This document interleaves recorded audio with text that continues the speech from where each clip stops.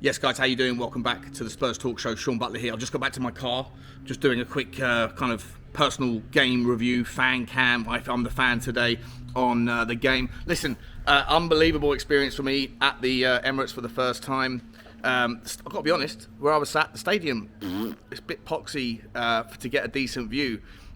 From behind the goal, there's a decent 10 yards from the pitch side before you get to the fans, and the kind of levels going up is pretty sort of shallow, so it's very difficult. I was row 6. It's very difficult to see much of what was happening at the other end of the pitch, and consequently 3 goals that were scored down the other end of the pitch, including the penalty and the handball for Arsenal. So it was difficult to really get a decent glimpse. So it might be kind of a little bit I guess guesswork as to whether or not they were deserved. What I could see from the replay looked like the handball was a 50-50 for Romero.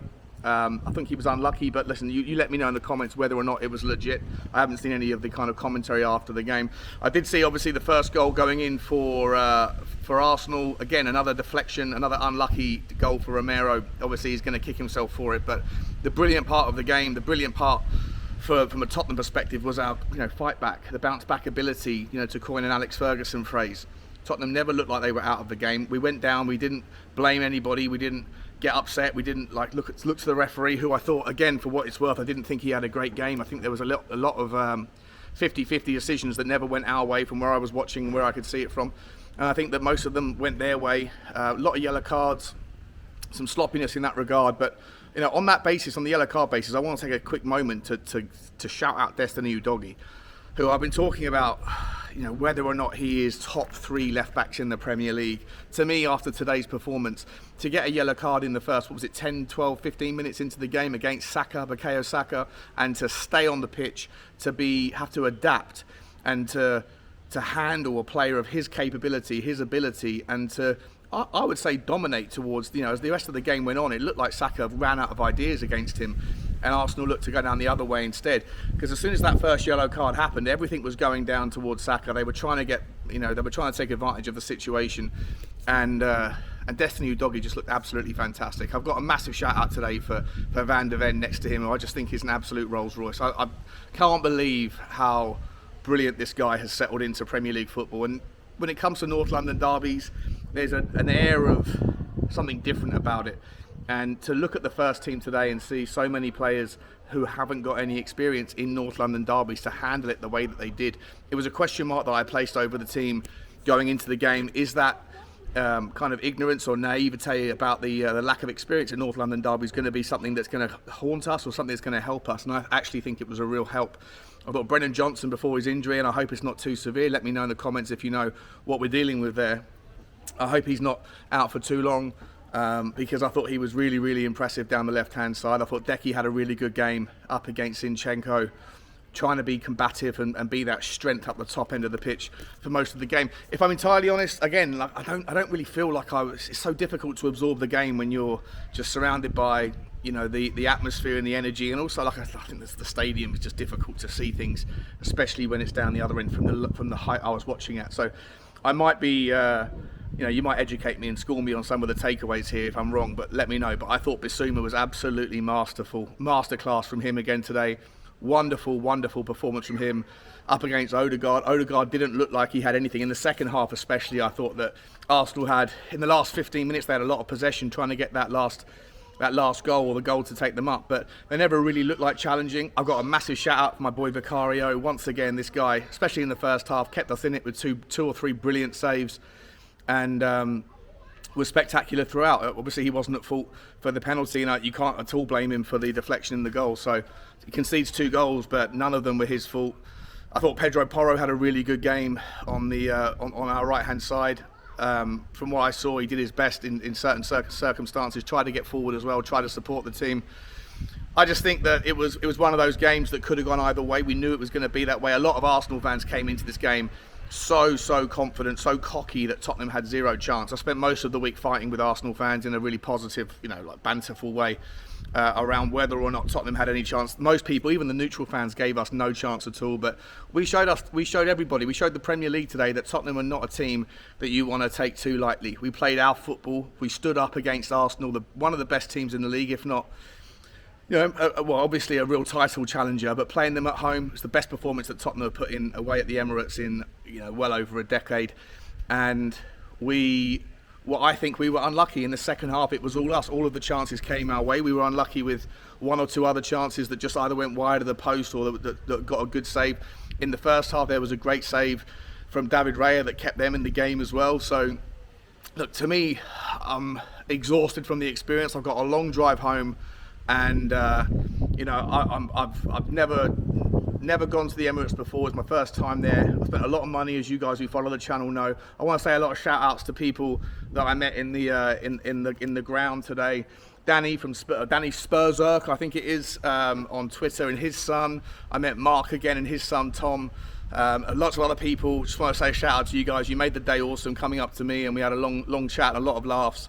I hope you're as exhausted as I am from the screaming and shouting, but look, I think the Tottenham fans did ourselves proud, and I think that we should go into the game against Liverpool now full of confidence. We're undefeated after 4 wins and 2 draws. This was our first challenge. Everyone that's saying Tottenham haven't played anyone strong yet, haven't really had a challenge. Man United are not the team that they're supposed to be, and so apart from that, we played 5 teams that were all in the bottom half of the league. How are Tottenham going to get past an Arsenal team that are on the back of a 4-0 hammering? Everyone's saying if Tottenham go and play like Ange Postecoglou said we would, if we go at them, we'll be torn apart, we'll be ripped open at the back.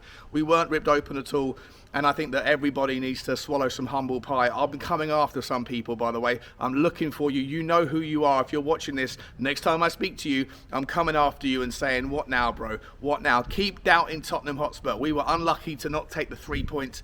There's absolutely no doubt in my mind that nobody is going to make any claim that Arsenal were unlucky to not take the 3 points. Tottenham fully deserved the draw, and if any team deserved to win it, for me, it was Tottenham all day long. Away at the Emirates, away in the enemy.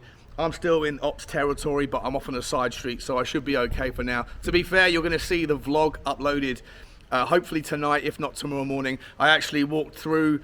I went into some pubs. I had a lemonade with in Arsenal territory. Everyone I spoke to knew I was a Tottenham. I spoke to them and said, "Can I get you on camera? I'm a Tottenham fan. Do you mind?" They were all perfectly pleasant. There was none of that kind of nonsense that I was expecting a little bit of. But a shout out to the people that I met that were Arsenal fans that were very cool to jump on the camera. You'll see all that on the vlog. But to me, guys, I think that Tottenham absolutely handled this one. And like I said to you on the last Tottenham walk with Bugsy, I was concerned or curious to know how the 4 or 5 or 6 players that were going to be starting this game were going to handle the North London derby. There was such inexperience going into the North London derby, and that can go one of 2 ways. They can just handle it because they're fresh and just don't realise what they're getting involved in, or they can get lost in the moment. Destiny Udogie, first North London derby, yellow carded after 10-15 minutes and had to play against the second best right-sided player in the world behind Salah. Absolutely handled it like an absolute beast, a monster. What a player we have there in his first North London derby. Sensational, absolutely sensational. Mickey van der Ven, first North London derby, absolutely sensational. No problem, no issues at all, nothing to concern myself with him. Christian Romero, super unlucky with the handball and with the deflection. It is what it is. I hope he doesn't take that sort of thing to heart because it's just unfortunate. But he was brilliant, an absolute monster the whole way through. Pedro Porro, I think that's his first North London derby as well. It wasn't Romero's, but I think it was Porro's. Absolutely handled it. You move forward, Bissouma. I think he's participated in 2 North London derbies last season, but only had minority minutes coming off the bench as a substitute. We've got I think the world's best DM at the moment. He's so much more superior than Casemiro. He's playing better than Declan Rice. Rodri, I don't know. There's a conversation there. I think Bissouma was absolutely sensational. If that guy was on the transfer market right now, he's more than 100 million quid. What an absolute beast of a player. James Maddison today, I heard from speaking to someone that he got the man of the match. He was class for his 2 assists, absolutely class. Got to the byline, brought the ball back, calm, measured. I hope he's not injured. I know he went off late on. We didn't know whether he was injured. I know he took a knock during the game. I hope that he's okay. Let me know in the comments. Heung-min Son, the guy that's the most experienced Tottenham player, has played the most North London derbies, absolutely smashed it, took 2 chances, scored from open play. just absolutely perfect performance from the guy, the captain. You know, well done, mate. You stood up. I was concerned about whether or not this was going to be your moment. And I shouldn't have been, because you absolutely handled it. I thought Manuel Solomon was great on the left when he came on. Tricky. I thought Brennan Johnson was really impressive down the left-hand side as well. Kulusevski I've already spoken about, absolutely sensational. To me, no one gets less than a 7 out of 10. Some of them get 8, some of them even get 9s. Absolutely perfect. Let me know your thoughts, guys. I even thought people like Pierre-Emile Højbjerg, when they came on, did a really good job as well, cutting in. For me, though, listen, I've got to say, I think that Destiny Udogie is hard done by to not get the man of the match. I don't know the stats. I haven't seen the stats. As I say, I didn't really get to sort of examine the game like you guys probably did watching it on telly, so correct me if I'm wrong. I'm happy to be muddied on this one. But for me, I just think that given the circumstances of how Udogie handled getting a yellow card against a player the calibre of Saka, I think that this guy is just absolutely out of this world. And for a system that we play that is so heavily reliant on fullbacks to be inverted, to get forward, to create, to come narrow, but then also to get back, to be able to get back to the point where Arsenal changed tack in the second half and went the other way, went to the left-hand side because Saka wasn't able to get enough out of the game. Again, to me, could be wrong. I only saw it from a certain angle, but I thought it was absolutely brilliant. On to Liverpool. Couldn't wait. I can't wait for the next game.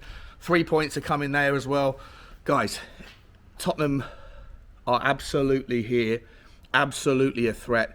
And any of you rival fans that are watching this that still think that Tottenham are just, you know, they're a pretty team but they haven't played anyone, come on, wake up, wakey, Tottenham are here. Like, subscribe and comment, guys. Let me know your thoughts. Come on, you Spurs.